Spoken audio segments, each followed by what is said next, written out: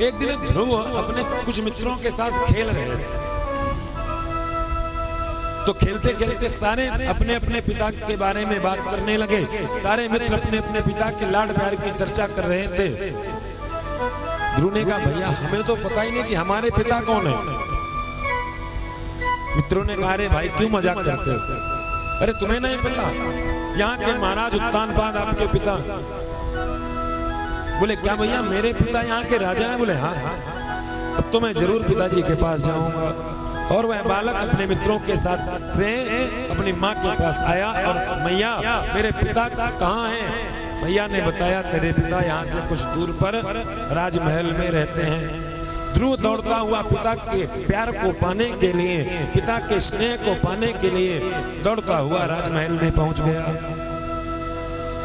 एकदा सुरुचे पुत्र मंकमारो पलालयन् उत्तमं नारुरुक्षन्तम्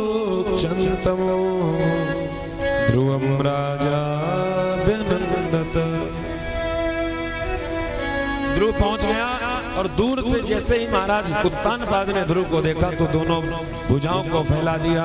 और ध्रुव महाराज जैसे ही महाराज उत्तानपाद की गोद में जाकर के बैठे, और बैठे ही थे कितने में उनकी सौतेली मां सुरुचि आ गई। और सुरुचि ने ध्रुव का हाथ पकड़ा, हाथ पकड़ के महाराज उत्तानपाद की गोद से नीचे उतार दिया। सुरुचि को कहीं ये लग गया आज तो गोदी में बैठा है और कल कहीं पिताजी के सिंहासन पे बैठने का अधिकारी ना बन जाए, इसलिए पिताजी से दूर ही रहने में फायदा। अपने पुत्र के राज्य को सुरक्षित करने के लिए सुरुचि ने सोचा इससे अच्छा अवसर और कुछ नहीं, अभी से पिता पुत्र की दूरी होना चाहिए। हल्ला बहुत कर रहे हो आज आप लोग, हल्ला मत करिए। बच्चों को एक एक करके अलग अलग बिठा दीजिए। हल्ला गुल्ला करेंगे तो आनंद नहीं आएगा। बोलो राधे राधे। धीरे से नहीं, हम जो जोर से बोले आप धीरे से बोले, ऐसे होशियारी नहीं चलेगी, जोर से बोलना पड़ेगा। एकदा सुरुचे पुत्र मंकमारो पलालयन् उत्तमं नारुरुक्षन्तम् ध्रुवं राजा व्यनन्दत। जैसे सौतेली मां ने ध्रुव को पिताजी की गोद में बैठते हुए देखा, आई और पकड़ करके गोद से नीचे उतार दिया। क्यों? मैं पिताजी की गोद में बैठने का अधिकारी नहीं हूं। मैया ने कहा नहीं। गुरु ने कहा क्यों? क्या मैं महाराज उत्तानपाद का बेटा नहीं? ये मेरे भी तो पिता हैं। सुरुचि ने कहा कि बस यही तो गलती हो गई। पिता तो तेरे ये हैं, लेकिन इस गद्दी पर बैठने के लिए सिर्फ महाराज उत्तानपाद का पिता होना आवश्यक नहीं है।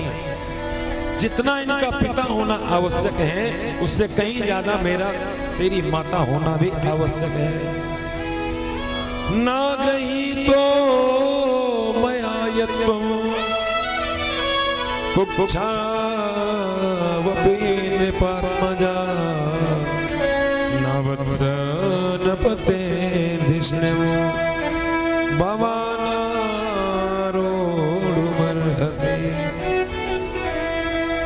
नागृहीतो मया यस्त्वं कुक्षावपि नृपात्मजा।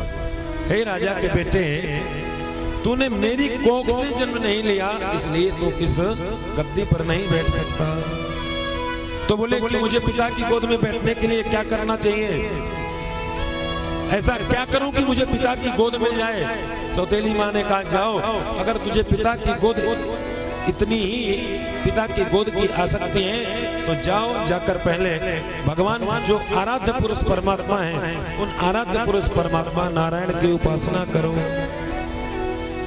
और जब भगवान प्रसन्न हो जाए तो उनसे कहना कि मुझे सुरुचि की कोख से जन्म दे दे। तपसाराध्य पुरुषं तस्यैवानुग्रहेण मे गर्भे त्वं साधयात्मानो यदीच्छसि निपासनम। तपसाराध्य पुरुष, जाओ जाकर के आराध्य पुरुष परमात्मा नारायण की उपासना करो।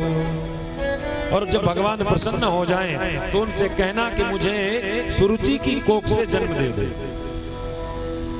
सुरुचि ने बड़ा अपराध कर दिया, इसने ध्रुव का ही अपमान नहीं किया, सुरुचि ने अपने ध्रुव के साथ साथ भगवान का भी अपमान किया।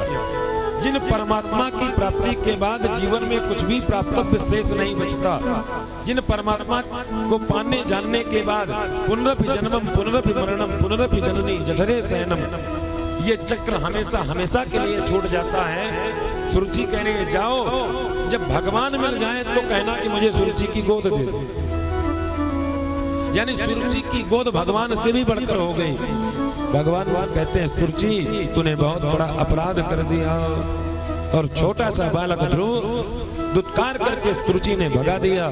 रोता हुआ मैया के पास आया और इस प्रकार नन्हा सा क्षत्रिय कुमार फुफकार लेते हुए, जैसे दंड हतो यथा ही, किसी सर्प को डंडा मार दो तो सर्प फुफकारता। हित्वा में संतम पितरम सन्नवाचम जगाम मातु प्रवृतम सकासम। मैया मेरी सौतेली माता ने मुझे इतने इतने कटु वचन कहे। क्या कहा? सुनीति मैया ने पूछा क्या कहा तेरी सौतेली माता ने? गुरु जी बोले मैया मुझे बोली कि तू एक अभागन का बेटा है और तू इस राजगद्दी का अधिकारी नहीं, तू पिता की गोद का अधिकारी नहीं। अगर तुझे पिता की गोद चाहिए तो जा पहले परम पिता की उपासना कर।